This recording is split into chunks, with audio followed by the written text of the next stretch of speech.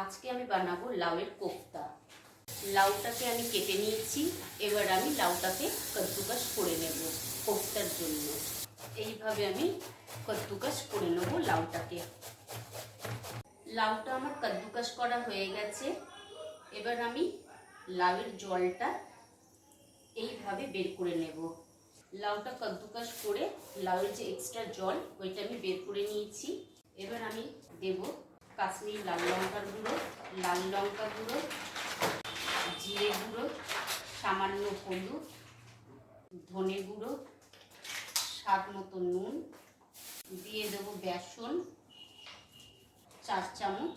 এবার এতে দিয়ে দিলাম ধনেপাতা কুচি। ভালোভাবে মিশ্রণটাকে মেখে নেব।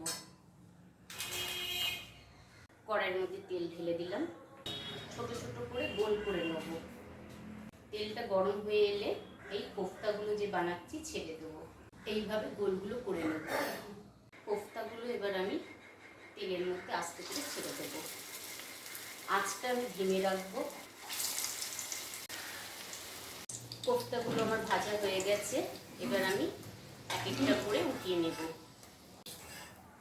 তেলের মধ্যে অল্প জিরে দিয়ে দিলাম, বেটে রাখা আদা, পেঁয়াজ আর রসুন তেলের মধ্যে দিয়ে দিলাম। হলুদ গুঁড়ো দিলাম, কাশ্মীরি লাল লঙ্কা গুঁড়ো দিলাম, ধনে গুঁড়ো দিলাম, জিরে গুঁড়ো দিলাম, নুন দিয়ে দিলাম। মশলাটাকে এবার ভালোভাবে কষাবো। মশলাটা কষানো হয়ে গেছে।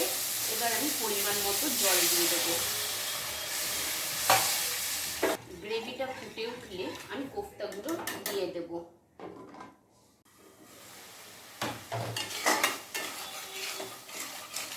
মশলাটা কষে গেছে, দিয়ে দিলাম গুঁড়ো গরম মশলা।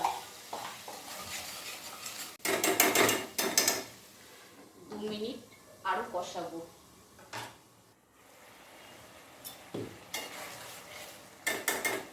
এবার আমি কোফতাগুলো দিয়ে দেব।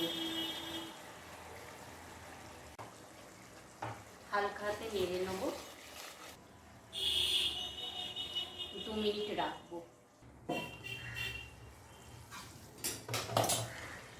কোফতা আমার রেডি হয়ে গেছে। এবার আমি নামিয়ে নেব।